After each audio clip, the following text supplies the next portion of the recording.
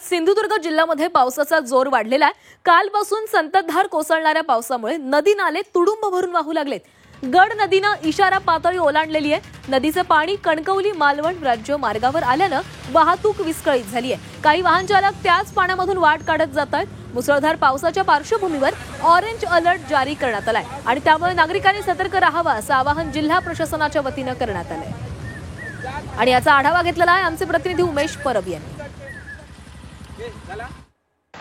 तळ कोकणात मागील 2 दिवस संततधार पाऊस कोसळतोय आणि त्यामुळे सिंधुदुर्ग जिल्ह्यामध्ये आज ऑरेंज अलर्ट जो आहे तो जारी करण्यात आलेला आहे आणि त्यामुळे या ठिकाणी नागरिकांनी सतर्क राहण्याचं आवाहन देखील या ठिकाणी प्रशासन करतंय। मात्र कालपासून अगदी मुसळधार ते या ठिकाणी कालपासून जो मुसळधार पाऊस कोसळतोय आणि त्यामुळे या ठिकाणी वाहतूक जी आहे ती या ठिकाणी विस्कळीत पाहायला मिळते। आता आपण कणकवली मालवण जो आचरा मार्ग आहे त्या ठिकाणी आहोत आणि या मार्गावरती आता गड नदीचं पाणी जे आहे ते आलेलं पाहायला मिळतंय आणि त्यामुळे ही जी वाहतूक आहे ती विस्कळीत झालेली आहे। एकूणच या ठिकाणावरून मोठ्या प्रमाणात वाहतूक होत असते। अगदी कणकवली पासून मालवण जाणारी अनेक वाहनं या मार्गावरून प्रवास करत असतात। मात्र या ठिकाणी गड नदीने जी आहे ती आपल्याला इशारा पातळी ओलांडलेली आहे आणि त्याचं पाणी जे आहे ते आता या ठिकाणी मार्गावर आले आणि त्यामुळे आचरा मार्ग जो आहे तो पूर्णतः बंद आहे। मात्र आपण जर पाहिलं असेल तर काही प्रमाणात या ठिकाणी काही वाहन चालक आहेत ते अगदी आपला जीव धोक्यात घालून या ठिकाणी या पाण्यातून प्रवास करत आहेत। मात्र या ठिकाणी आता सिंधुदुर्ग जिल्ह्यामध्ये पुढील 3 ते 4 तास